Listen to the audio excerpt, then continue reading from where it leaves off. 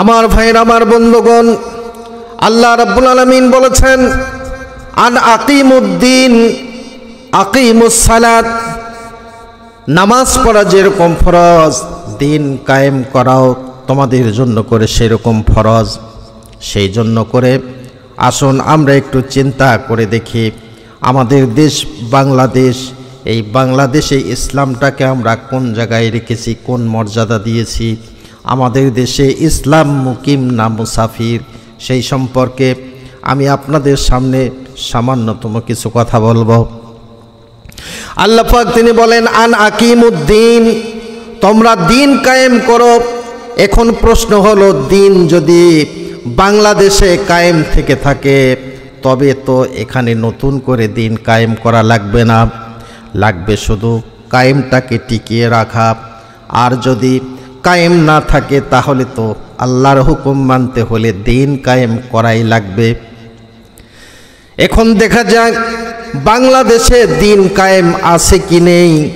এখানে কেউ বলেন বাংলাদেশে দিন তো কায়েম আছেই, এখানে আবার নতুন করে দিন কায়েম করা লাগবে কেন?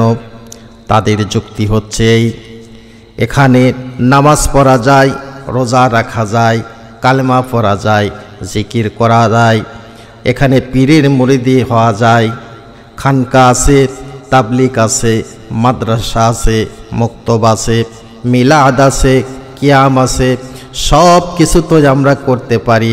এখানে দিন কায়েম নাই। কে বলল? কে বলেছে এখানে দিন কায়েম নাই? একদল লোক বলছে দিন তো কায়েম আছে, কিন্তু অপর দিকে কিছু লোক চিৎকার করে বলছে এখানে দিন ইসলাম কায়েম নেই, এখানে আল্লাহর নির্দেশ মোতাবেক দিন ইসলাম কায়েম করা লাগবে। তাদের যুক্তি হচ্ছে এই যে, এখানে দিন কায়েম থাকলে চোরের হাত কাটা যেত, জিনার শাস্তি হতো, দেশে সুদ, ঘুষ, মদ, জিনা বা বিচার, কুকাজ, অকাজ এর কোনোটি থাকতো না। যদি দিন কায়েম থাকতো তাহলে এগুলো নিয়ে তো বিচার হতো, কিন্তু এখানে তো সেই বিচার হয় না কোরআনের বিধান মোতাবেক। তাহলে এখানে দিন কায়েম আবার থাকলো কোন জায়গায়? এখন দেখা দরকার এ দুটো যুক্তির কোনটা ঠিক। এ দুটি যুক্তি পরীক্ষার পূর্বে ভালো করে জেনে নিতে হবে কায়েম শব্দের আসল অর্থটা কি, আর দিনের কোন অবস্থাকে বলা যায় যে দিন কায়েম আছে, এবং দিনের কোন অবস্থাকে বলা যায় যে দিন কায়েম নাই। সে কথা সামনের দিকে গেলেই আপনারা পাবেন। লাহু মা ফিস সামাওয়াতি ওয়া মা ফিল আরদ ওয়া হুয়াল আলিয়্যুল আযীম।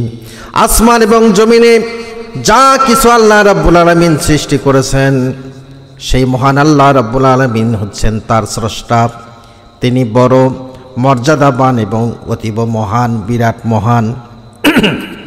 এরপরে আল্লাহ রাব্বুল আলামিন বলেন, তাকাদুস সামাওয়াতু ইয়াতাফাত্তারুনা মিন ফারিকিহিন্না ওয়াল মালাইকাতু ইউসাব্বিহুনা বিহামদি রাব্বিহিম ওয়া ইয়াস্তাগফিরুনা লিমান ফিল আরদ আলা ইন্নাল্লাহা হুয়াল গাফুরুর রহিম।